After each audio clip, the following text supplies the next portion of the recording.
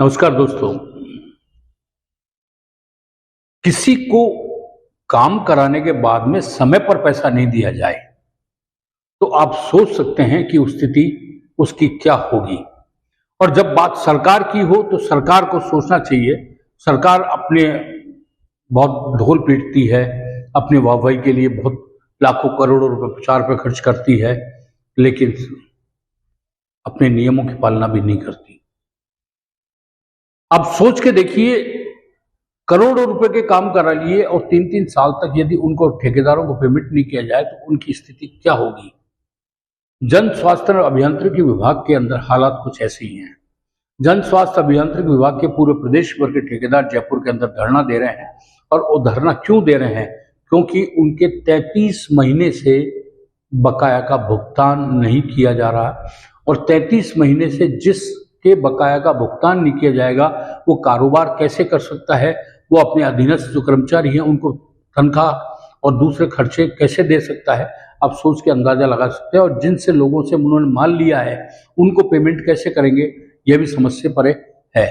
3300 करोड़ रुपया 33 महीने से ठेकेदारों का बकाया चल रहा है राजस्थान की सरकार पे, जबकि कानून और नियमों के अनुसार ठेकेदारों को पेमेंट 15 दिन के अंदर करना जरूरी है। ठेकेदार धरने पे बैठे हैं। धरने पे बैठ के वो साफ तौर पर सरकार से मांग कर रहे हैं कि उनको 20 तारीख यानी 20 ये जो अप्रैल है उस तक यदि उनकी समस्या का समाधान नहीं किया, उनको पेमेंट नहीं किए गए तो उसके बाद आंदोलन को बहुत तेज किया जाएगा। गर्मी के मौसम में 2 घंटे के लिए रोज की पानी की सप्लाई, जिसमें पानी आता है, सप्लाई को ठप कर दिया जाएगा। और यदि पानी को सप्लाई को ठप कर दिया तो गर्मी के अंदर लोगों को कितनी तकलीफ होगी, यह सोचकर ही अंदाजा लगाया जा सकता है।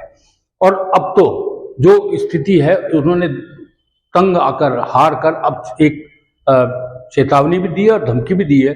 यदि सरकार ने 20 अप्रैल तक उनको भुगतान नहीं किया तो वो आत्मदाह जैसे कदम उठाएंगे। यदि किसी ठेकेदार ने इस तरीके का कदम उठा लिया तो निश्चित रूप से राजस्थान की सरकार के लिए बहुत बड़ी मुश्किलों का सामना करना पड़ेगा। जन स्वास्थ्य अभियांत्रिकी विभाग के ठेकेदारों के समर्थन के अंदर जो प्लास्टिक मैन्युफैक्चरिंग एसोसिएशन है वो भी उतर गई है और उन्होंने भी उनका साथ दिया और सरकार से मांग की है कि इसकी प्रॉब्लम को जल्द से जल्द दूर किया जाए, ताकि उनका जो पैसा अटका हुआ है वो भी पैसा मिले।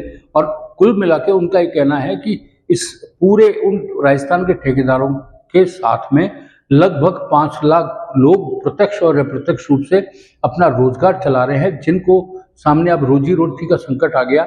उनको तनख्वाह कैसे दी जाए, उनके खर्चे कैसे चलाए जाए, ये समझ से परे है। लेकिन सरकार के अभी तक इस बारे में कोई समझ में नहीं आ रहा। आने वाले दिनों में देखते हैं। 20 अप्रैल तक सरकार झुकती है, सरकार बुलाती है, सरकार समझौता करती है, समस्या का समाधान करती है, या आंदोलन तेज होता है। गर्मी के अंदर लोगों को पानी की तकलीफ का सामना करना पड़ सकता है।